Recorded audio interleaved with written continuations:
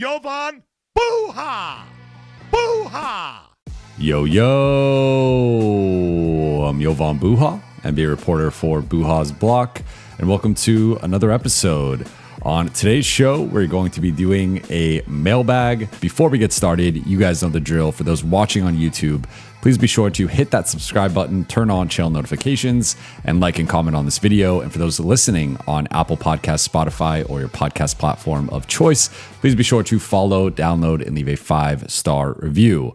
All right, let's get into it. First question from Tali Khalifa. Yo, how likely do you think it is that the Lakers will answer all of their needs this summer? I'm starting to think they're 1 to 2 deadlines and 1 to 2 off seasons away from competing with the Spurs, Thunder, etc. This is a good question, and this is a fair question because I've been on record stating that I am slightly skeptical of the Lakers' ambitious 2026 plans.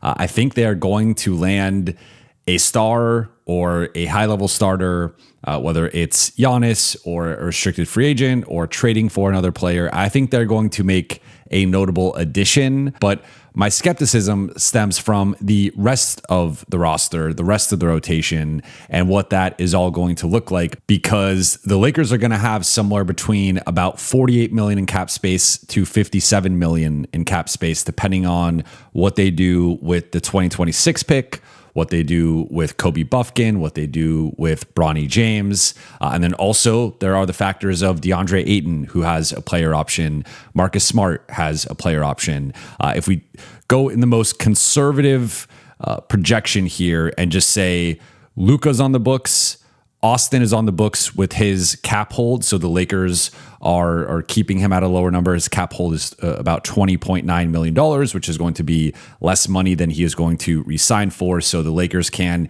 keep that cap hold lower and then make some moves and then go over the cap or further over the cap with Austin once they finally re-sign him. But if you have Luka, Austin, Jared Vanderbilt, DeAndre Ayton opts in, Jake LaRavia is still on the books. Marcus Smart opts in, even though I think he's going to likely opt out. Dalton Connect is still on the books. And then you decline the team option on Kobe Buffkin. You waive Bronny James, who has a non-guaranteed contract. And then you also have Adu Thero on the books. And you would also be rescinding the free agent rights to LeBron James, Rui Hachimura, Maxi Kleber, Luke Kennard, and Jackson Hayes. If you do all of that, you would have 8 guys on the roster and you would have about $57 million in cap space. That's almost the exact amount you need to acquire Giannis Antetokounmpo and not send anything out. Giannis is going to make $58.5 million next season. So that's right there, 57 versus 58.5. So you could take that on and then move some money around if you ultimately need to, or you could send out Austin in a sign and trade if he is willing to do that. But even if they land Giannis Antetokounmpo, or if they land a restricted free agent, or even a couple restricted free agents, or maybe Lou Dort, Isaiah Hartenstein, they shake loose, and OKC is willing to trade them to LA, or there's another starting level player, like regardless of what the move is, that $57 million is going to go quickly. If it's Giannis, it's going to go right away. If it's a restricted free agent plus another, I think the Lakers have a couple of players that they could acquire realistically into this $57 million or so, and that's on the high side, right? That's assuming. Now, look, I mean, there's different things. Like if you keep Bronny, you keep Kobe Buffkin, that number is lower. But if Marcus Smart opts out, then that kind of offsets that. So there's different ways that this could play out. That's also assuming they don't keep Rui Hachimura. That's assuming they don't keep LeBron James. So again, there's a lot of different ways that the cap space can play out. And of note, I will be having Eric Pincus of Bleacher Report on the show next week, next Wednesday, to break down all the different cap scenarios. So I'm not going to dive too much into that, but just know, right now, if you strip it down to the bare bones of the guys who are guaranteed to be on next year's roster from a contract perspective, plus Austin and his cap hold, you'd have about $57 million with 6 empty roster spots to address. So if you're adding Giannis, or if you're adding, let's just say, some free agent plus another high-level starter from another team, you're going to get to that 50 to 55 million, whatever it is, pretty quickly. And so if you keep Austin and you add a couple guys, but you also lose LeBron and Rui, you have to factor that in here, then you're going to have at that point the room exception, which is around 9 million or so to add one more player. And then you're going to have nothing else but minimum contracts and then potentially that 2026 pick, depending on if you end up trading it or not. So to your point, I think this is going to likely be multiple transaction cycles. It's difficult to say without knowing who the Lakers add, how many transaction cycles, but even if it's Giannis and it's like Giannis and Luka and Austin and a lot of the role players from this year's team, yes, they will be better. Giannis is a better player than LeBron. He's a top 5, if not top 4 player in the league, right there with Luka, 3 or 4. But it's like the Lakers need more, right? Like they need more athleticism. They need better defense. They need better shooting. They need better two-way play. They have a lot of needs that, like, acquiring Giannis would be acquiring another big piece, and it would give them a great foundation moving forward over the next few years of Luka and Giannis and Austin. But again, regardless of what this looks like, I think in the Giannis scenario, you still are going to need to add more high-level role players over the next couple transaction cycles. But even if you add a couple of these players, like I think if the Lakers lose LeBron, they have 3 starting needs. They need a starting center, a starting 4, and a starting 3. From an offensive perspective, defensively, I think you need a starting 5, a starting front court player, and a starting guard because Luka technically plays point guard but defends forwards, and that's where it's a little bit more versatility and flexibility with the starting fit. But ideally, you have a starting point of attack defender, a starting big wing who could defend either forward, and then a starting center. And those guys ideally would complement Luka and Austin. But I think it's going to be difficult to address all 3 of those, plus adding some more depth and defense and shooting to the bench. So I'm with you. I think realistically, it's probably going to take the 2026 summer, the 2027 trade deadline, and then into the 2027 summer to fully form this group around Luka and Austin and whoever else is on the team. I think a realistic timeline here would be going into the 2027-28 season with the requisite level of talent to seriously compete with OKC and San Antonio, but that is losing another year of Luka's prime. So I'm not advocating for that path. I'm just saying with the current options the Lakers have, like this is why I wanted them to be more aggressive last summer. This is why I wanted them to be more aggressive at this past trade deadline. I think it's just put a lot of pressure on them to nail this summer and not only nail the big moves, but like find the value adds, which they have really struggled along the margins in terms of finding cheap contributors. And you look at every good team in the NBA right now is playing some guy who's on a minimum contract, some second round pick, some two-way guy who is providing a lot more value than their contract. The Lakers don't really have those guys, right? Like Jackson Hayes has been nice on a minimum contract, but they do not have anyone else in the primary rotation. Like Austin, of course, is out kicking his contract, and but he's about to get paid handsomely this summer. So they need to do a better job of identifying back-end roster talent, young talent that fits, and also developing their own young talent. But I say all this to say that I'm with you.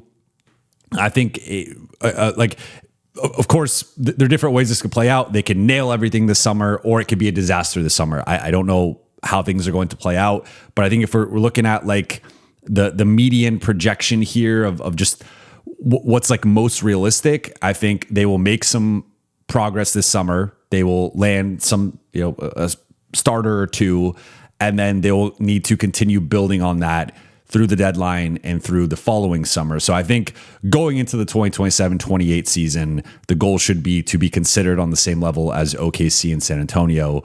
Will they achieve that? Will they be able to achieve that? I don't have the answer to that. Only time will tell. But I do agree. I think it'll take 2 or 3 transaction cycles for LA to maximize their roster and build a true contender. Next question from Golden2748. What's your ideal realistic offseason looking like, assuming no restricted free agents? This team is so frustrating to watch and clearly stands no chance. I'm already in offseason mode and checked out.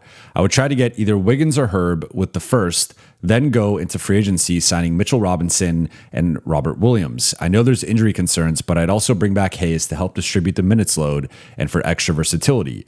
For backcourt depth, I'd target Keon, Okogie, and Grimes with the leftover cap space and be open to bringing back Braun. Thoughts? I always appreciate an in-depth question, so thank you, Golden. And I know you are a day one, you are an OG. But to this question and to the question of just how long is it going to take LA to build a contender and how many transaction cycles, like if we think about this from a cap space perspective, if you are adding Andrew Wiggins or Herb Jones, in Wiggins' case, over half of your cap space is already gone because the Lakers, the primary ways the Lakers are going to add talent this summer is either going to be signing players or trading for them and acquiring them into their cap space. And that gives teams an opportunity to get off money that they don't necessarily want to have.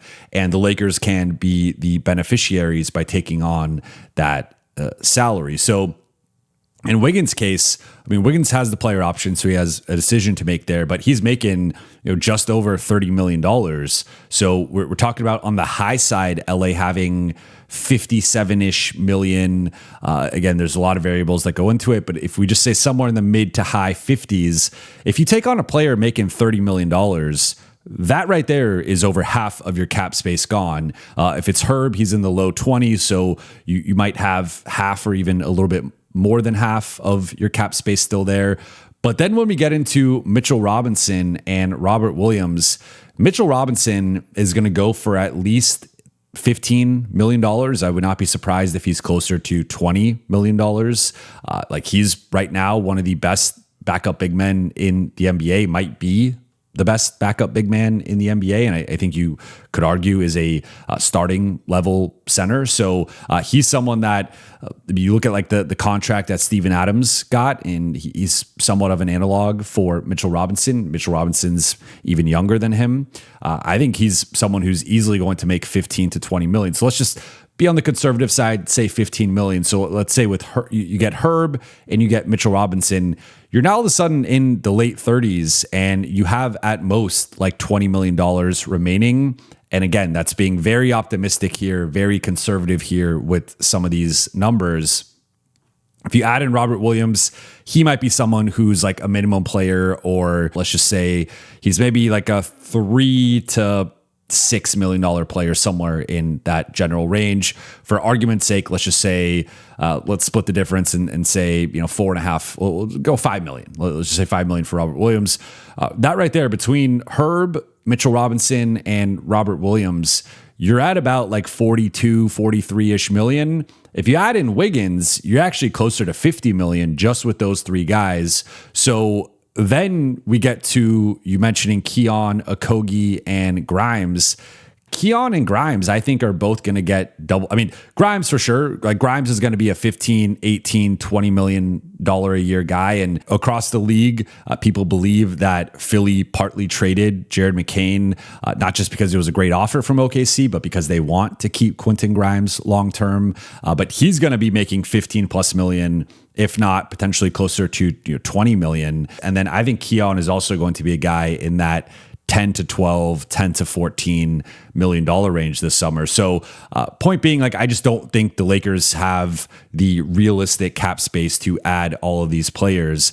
And that's before, I mean, you mentioned bringing back Jackson Hayes, like you could technically do that on a minimum salary. But my point with this is, like, I think right now, some people, when they talk about the Lakers summer or the Lakers options, there's this notion that they're going to be able to acquire all of this talent. But I think a lot of these guys are going to be going for higher prices than you might think. And even if they're going for like the lower end of maybe their general price range, it's still going to add up quickly. And again, just with Andrew Wiggins and Mitchell Robinson, you could be at $50 million or right around there. And that would give you barely anything to add a Robert Williams, and certainly not enough to add a Keon Ellis or Quentin Grimes. I think you'd be borderline maybe with Josh Okogie, but point being, I think the Lakers it's going to be really tough to add more than a couple of like high salary, like you'll get a couple guys in that $15 to $20 million range. I think it's gonna be tough to get 3 of those guys. And so that's where, again, I think this is going to be a couple of transaction cycles at a minimum, where maybe you get the Giannis and then you don't get a lot else unless some guys are willing to take pay cuts, or you got a couple starters, but then you don't get the third starter, or you have to find a budget starter.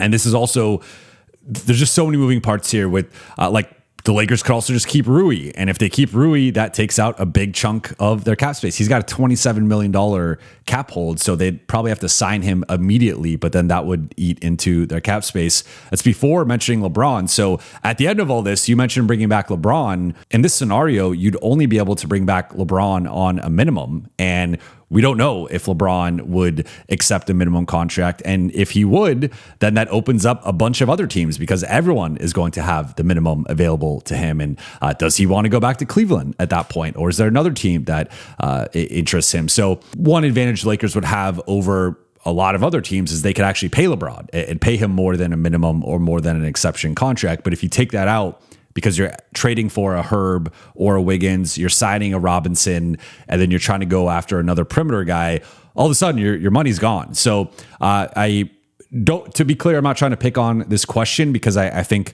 when people talk about the offseason, there's a lot of ambition and there's a lot of, let's go get these like 4 or 5 guys. I think 2 guys should be the goal here, right? And that could include LeBron, that could include Rui. Like, I think they're going to have space to get 2 to 3 high-level players, and everyone else is going to be a minimum-level guy or an exception guy. So again, I guess like a Kogi could maybe be an exception guy, a room exception guy in that like $8-9 million range. That could be a possibility. And maybe there's a world where they get Wiggins or Herb plus Mitchell Robinson plus Robert Williams plus a Kogi. I'd much rather have Keon Ellis or Quentin Grimes than a Kogi, but the Lakers it's going to be tough to pull that off. So I just wanted to answer this question, because I wanted to sort of follow up on the first question and highlight in practicality, like what the Lakers can actually do and how it is going to be tough to land multiple new high-level rotation players. Like, they can add multiple rotation players, but they're going to be guys on minimum contracts or maybe one exception player, in addition to, I think, trading for a guy, maybe signing a guy, but that's going to take up a lot of their cap space. Next question from Kant1307. Do you think it's worth going for Kawhi? Maybe he gets offered 2 years, $25 million or something. Such a big if since his health record, but when he's healthy, he's borderline top 5. Could see the age drop off anytime as well. So again, that's another factor. There's been a lot of Kawhi buzz lately. I talked about it after the Lakers Magic game. I'm skeptical of it. I want to reserve judgment until we know what the potential punishment is going to be from the NBA.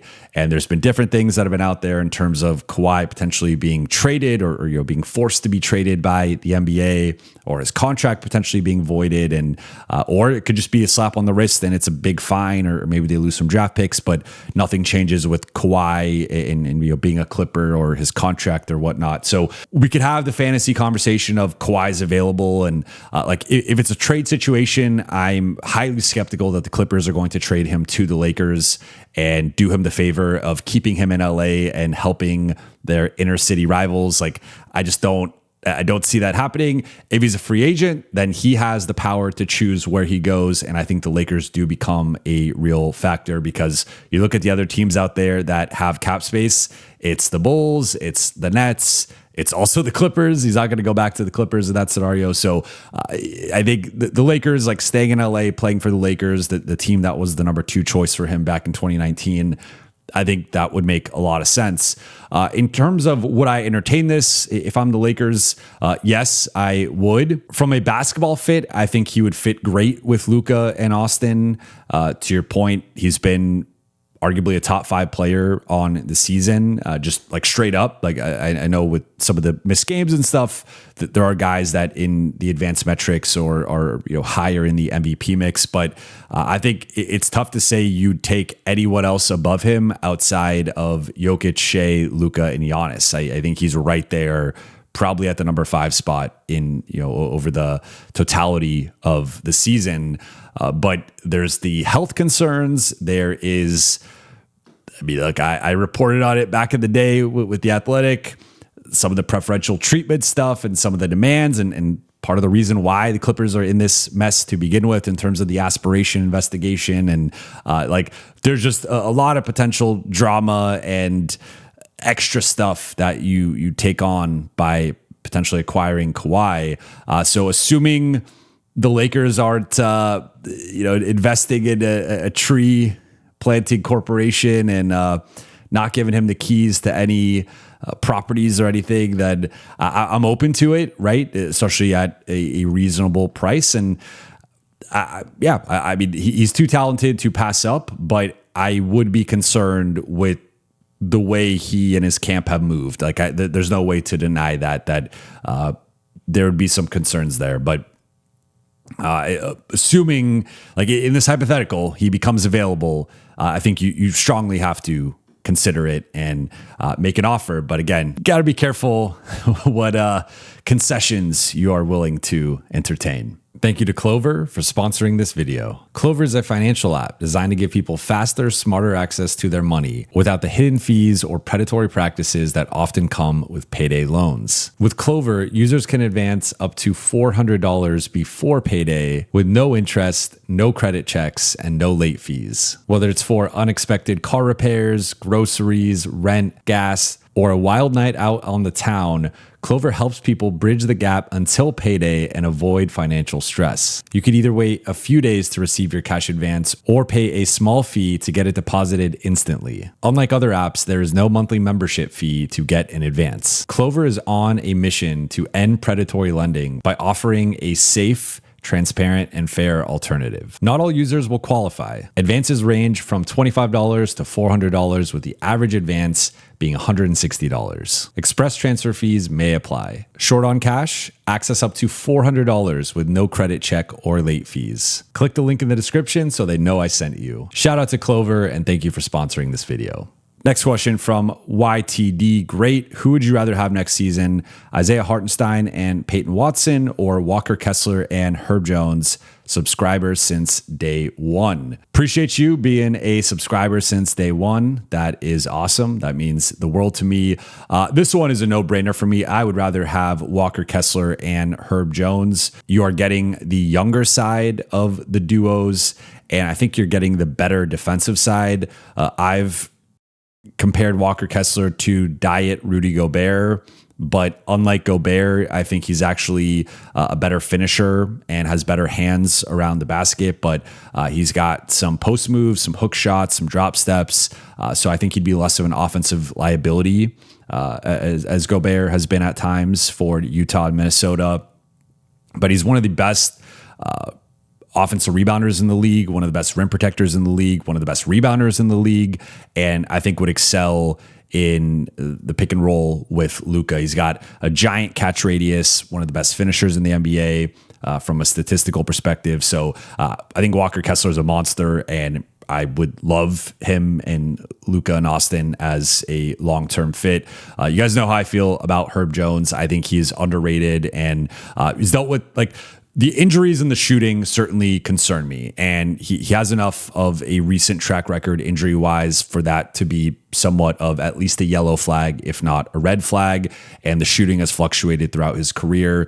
Now, I would argue that if you look at the ball handlers and playmakers he's played with in New Orleans, he has not played with anyone close to Luka's level. I would even argue he's not really played with anyone close to Austin's level. So you put him in that ecosystem and you have him playing off of those guys as both a shooter, a cutter, even a transition threat. I think Herb Jones would be getting the best shot quality of his career by far, and I think there's more there.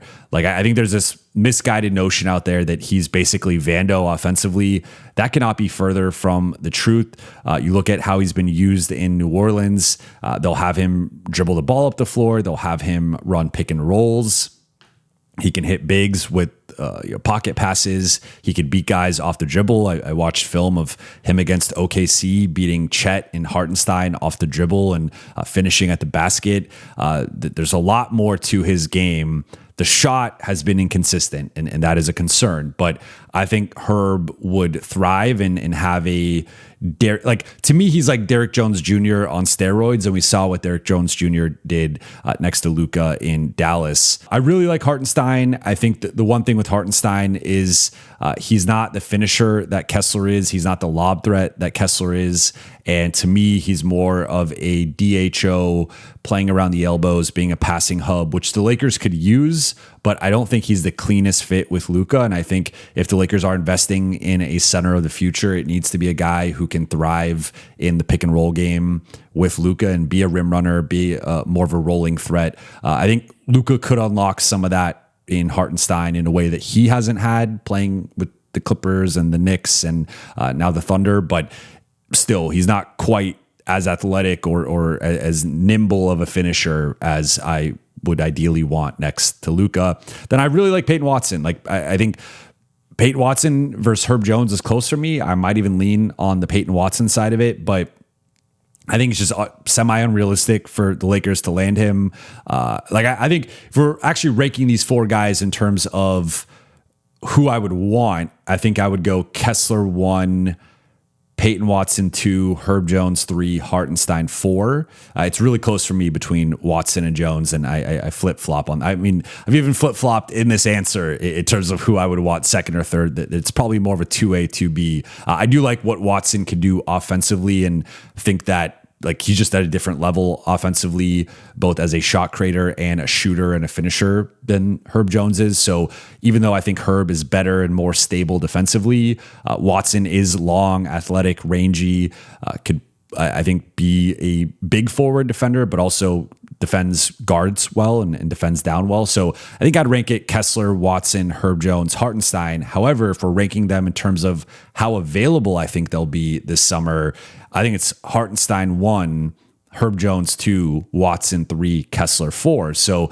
it's actually the inverse in terms of the guys I would want versus the guys who I think will be available. But you can't go wrong with either combination. I would take any of these four, with the exception of maybe like Kessler and Hartenstein. You don't want to invest $60 million, $55 million, whatever it ends up being in like two centers necessarily. But any combination of Kessler and Watson, Kessler and Jones, Hartenstein and Watson, Hartenstein and Jones, I would take any of those and think they would all be great fits next to Luka and Austin. I just think for splitting hairs here, I do think Kessler is a better fit than Hartenstein. And then I really like Herb Jones. I think he's a guy that is going to be plucked by some smart team, by some good team. And if you put him in the right situation, you put him in San Antonio, you put him in Houston, you put him in Minnesota, you put him wherever he ends up going, I think he's going to look great there. And I think if you're the Lakers, you need to try your hardest to pry him from New Orleans. Next question from Greyhound Gerald. Who are some realistic players you think the Lakers could get if they signed and traded Reaves this summer? Ideally, someplace he can compete. I think that last point is really important here because if Austin is going to sign off on a sign and trade, I believe it's going to be someplace that he can compete. Just from knowing Austin over the last few years and how he's wired, this is a guy who wants to compete. This is a guy who wants to play meaningful basketball, wants to be playing into May and June. And I think that's going to matter. I do not see if he gets blown away by a max offer from like Brooklyn or something, or Chicago, maybe there's a scenario in which he goes to a lottery team and becomes the guy there. I think he'd be the guy over Giddey, and I think he'd be the guy over MPJ in Brooklyn. But outside of that, I think realistically, if he's agreeing to a sign and trade and has some say on the team he potentially goes to, I think it's going to have to be not necessarily a contender, but at least a playoff threat, a team that is projected to be in the top 8. Before I throw out some names and teams here, one thing I think it's important to note is my understanding of the Lakers' approach with Austin over the last few years has been they have not wanted to include Austin in trades to like trading Austin, like splitting Austin's value basically and trading him like one player for two players, one player for three players. They've wanted to use Austin if they do potentially trade him to level up. So for example, I think a guy that they don't want to trade him for Giannis, but I think Giannis, if it came down to it and Milwaukee was like, we will only do this if Austin's on the table, and Austin was okay with going to Milwaukee, I believe they would do that, right? But that's an example of they want to level up from Austin, not take a lateral move or a potential downgrade or like split him into a couple players. So I think that is an important distinction before we have this conversation. So just going through the teams right now in both conferences, I don't see OKC. I don't see San Antonio. Houston is interesting, but I'm not quite sure.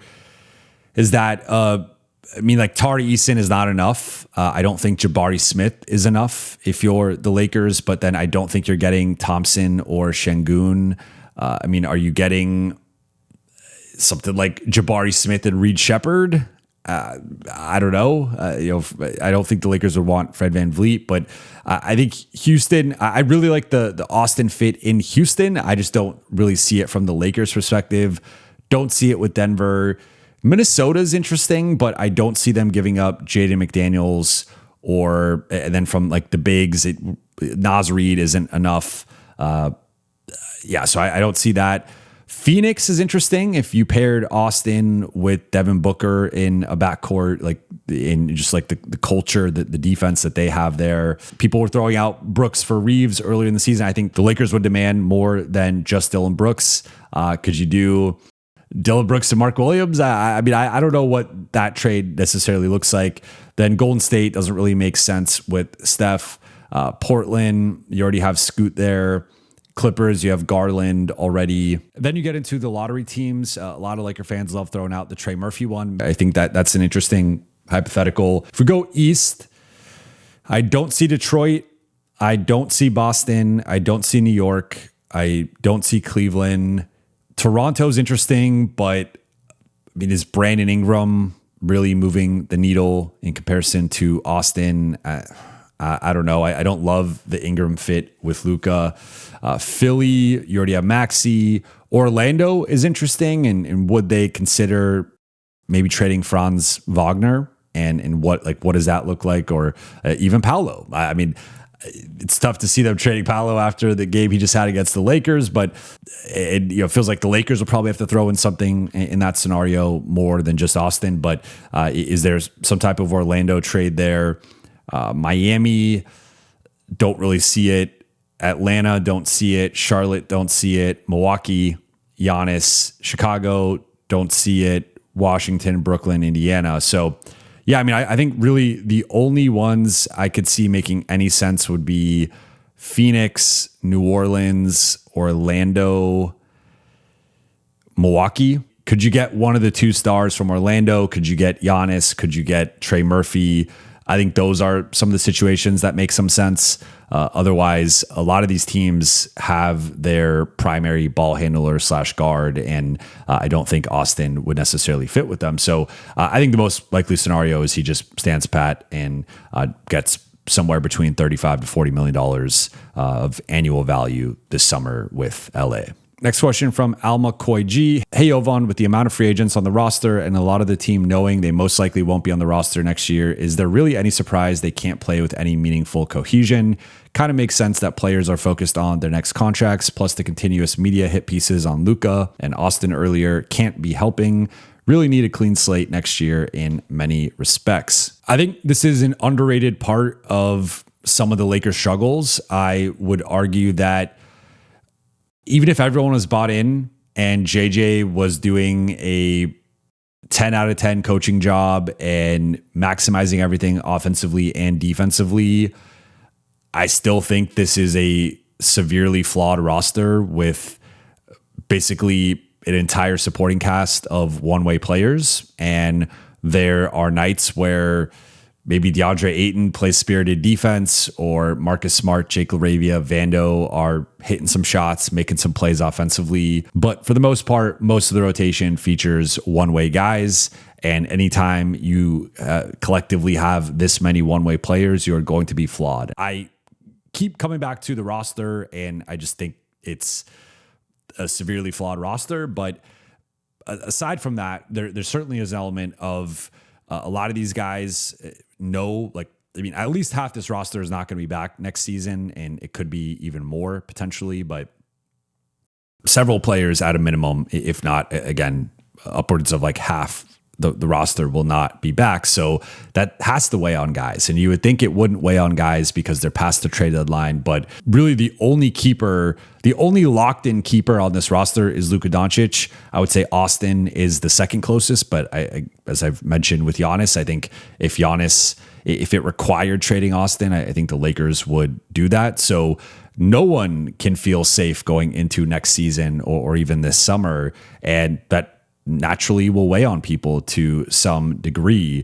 But you also mentioned some of the hit piece stuff, and Luka's been going through the ringer, no pun intended, recently, and Austin has dealt with it as well. I mean, this is just part of the spotlight and the fishbowl that comes with playing for the Lakers. So I don't want to read too much into it outside of that, but certainly that has some impact on these guys. But I agree with you. I think the Lakers need a clean slate next year in many regards. And I think hopefully they can start to build an infrastructure that's more sustainable and is going to be together longer term. And some of these guys, if they end up staying or whoever they bring in, it's more 3 and 4 year deals rather than 1 and 2 year deals. And they're just being consistently roster turnover. Next one from the Billy 0304. Do you think JJ's gotten a fair shot so far as a head coach? He was given the job to coach Bron and AD, and then a half season in now has a core of LeBron, Reaves, and Luka, and no defense. I feel like next year, if LeBron leaves, it will be his first true shot at building a culture without a bunch of change constantly happening. This is a really good point, and I'm glad you're making it because JJ has coached so many different iterations of this Lakers team. You think about the initial version pre-DFS trade, then they make the DFS trade. That changes their identity. They start leaning into small ball groups and playing a more defensive brand of basketball. But then AD goes down and they have to pivot to playing even smaller. Then they trade AD for Luka. Then Luka's out, so they're playing, they're continuing to play a certain way. Then Luka comes and they have to adjust to that. Then LeBron eventually gets injured. And there's had so many different iterations last season. And this year it's been the same. They've played, they started the season with Luka and Austin. But even within that, both guys were injured and missed some games over that stretch. Then you had LeBron return. And then since then, you've had Austin suffer a major injury. You've had Luka miss some time. You've had role players in and out. So I don't want to make any excuses for JJ because I think even within all that, they could do a better job offensively. I think the offense has largely underwhelmed over the past season and a half. And I do put that on the coaching staff to a degree, but certainly he has not had the easiest job. And part of being an NBA head coach and coaching the Lakers in particular, you know what you're signing up for. You're signing up for the unknown, the uncertain, the drama, the spotlight, the magnifying glass. That's what comes with coaching the Lakers. But I also think he's dealt with a lot of big changes here in terms of the DFS trade, the Luka trade, shifting from a LeBron-led team to a Luka-led team, then not having LeBron and then having to reintegrate LeBron and then trying to figure out the best way to use the big three. It's been a really difficult job that I think, especially for an inexperienced head coach, has been quite the challenge. I think he's done a solid job. I don't think he's done a great job. But to your point, I don't think we have the full picture on JJ and his coaching chops and his true potential until we see what he could do with some more continuity and stability, and also what he could do with a roster actually built to maximize Luka Doncic, right? Because this has not been a group that was built to maximize Luka Doncic. This was largely a group built around the LeBron AD core, and then they swapped in some new pieces this summer, but all guys making single-digit millions. A couple guys were buyout guys. That was not the high-level change that the Lakers ultimately need to make to support Luka and Austin. So I think we'll have a better sense of JJ as a coach, I think, in year 3. But I don't want to let him off the hook entirely, but I do acknowledge that he's been dealt a rough hand at times in terms of just the lack of continuity with the roster, the lack of continuity from an identity perspective, the slate of injuries that he's had to overcome both last year and this year. It's been a lot. Next question from Kant1307. Do you think they'll ever bench Ayton this season? It feels like it's becoming increasingly clear that Jackson just works better with everyone and fits the need of our ball handlers more than Ayton. I also can't stand Ayton's lack of consistent drive. And then Calvin Leeboy follows up with, I feel like Maxey's better than Ayton at this point. Why doesn't JJ give more PT to him? Is it politics? The pitchforks are out for DeAndre Ayton, and I totally understand it. I think he's had a rough couple of months here, really around that like mid to late December point in the season. There was a turn with him where I think we've seen a downtick in motor, in defensive awareness, defensive engagement, defensive activity. The rebounding has slipped. The finishing has really slipped, like outside of wide open dunks and layups. His touch has not been the same with those hook shots, those floaters. His mid-range jumper, he's just not even taking it anymore, but that has evaporated from his offensive arsenal. So he's not been the same player. And I do think over the last couple months, Jackson Hayes has outplayed him. And if you look at the data, there's almost a 9 point per 100 possession gap between Jackson and DA next to the big 3. Now, both are relatively small sample sizes, but that passes the eye test to me that Jackson has looked better with the big 3 than DA has. I think part of it is the Lakers will switch more with Jackson in terms of switching 1 through 5, and he's better equipped to do that than DA is. But I also just think, especially lately, he's been better defensively than DA. And so I'm warming to the idea of potentially starting Jackson soon. I don't think it's going to happen, but I can at least state that that's my opinion. I think at this point, DA has been pretty disappointing for enough of a stretch of time where you have to consider alternatives. And I also think there's a potential ancillary benefit here where if he is considering potentially opting in and he is looking at the market and not having any great alternatives,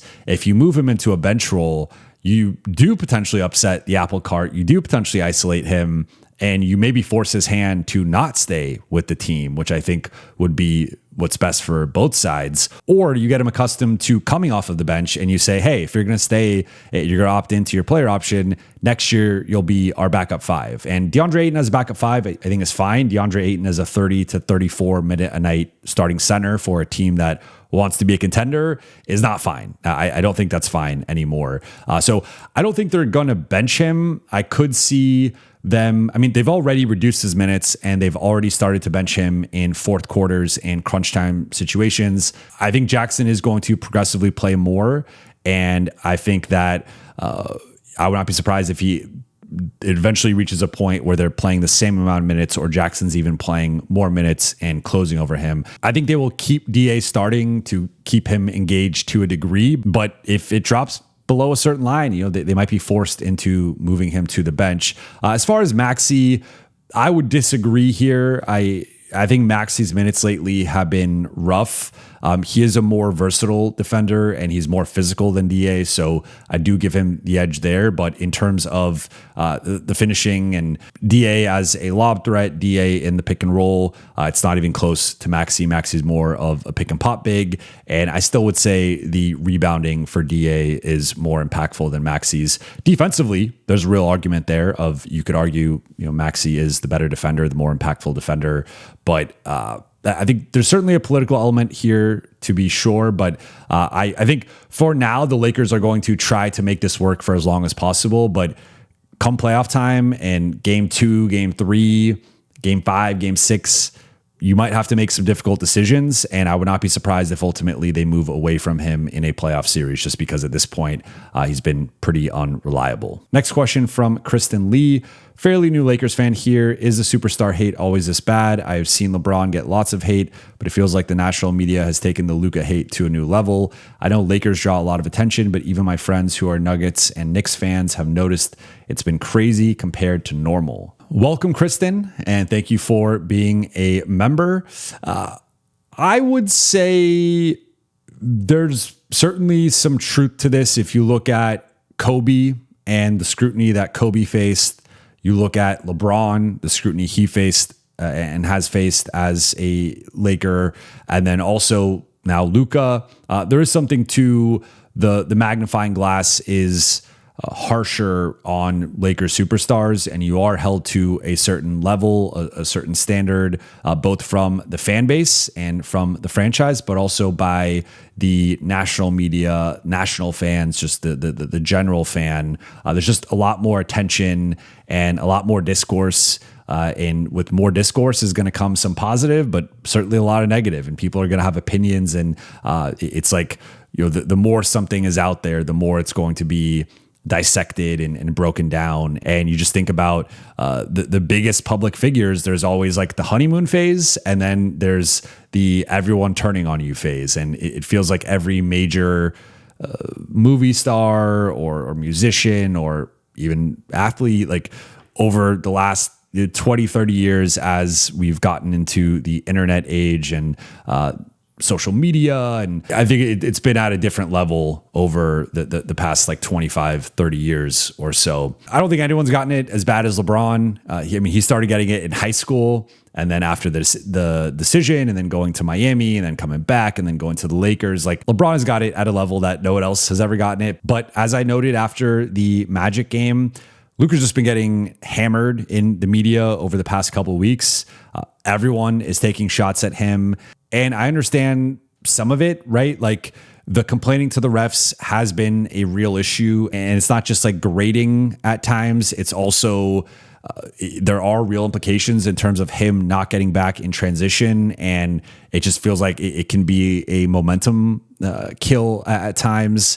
The shot selection, the defense, whatever, like, there are the things that people will hammer him with, but it does feel like people are starting to turn on him. And even Awful Announcing just had an article saying that the media has turned on Luka, and it's pretty wild because I don't remember a star get it. Like, this feels like the closest to maybe like LeBron we've seen a player just get dissected and criticized to this level. I don't like at least to my knowledge, there was no like memo that was sent out of it's time to pile on Luka. But I think you've seen some big voices, from Zach Lowe to Colin Cowherd to now Chris Broussard. And like, there's just been a lot of people criticizing him, and some of it is warranted. I think Luka could certainly do a better job with some of the things he is criticized about, but it feels like it's been a lot of just cheap shots. And there's even been stuff like people have been talking about his personal life and speculating on things, and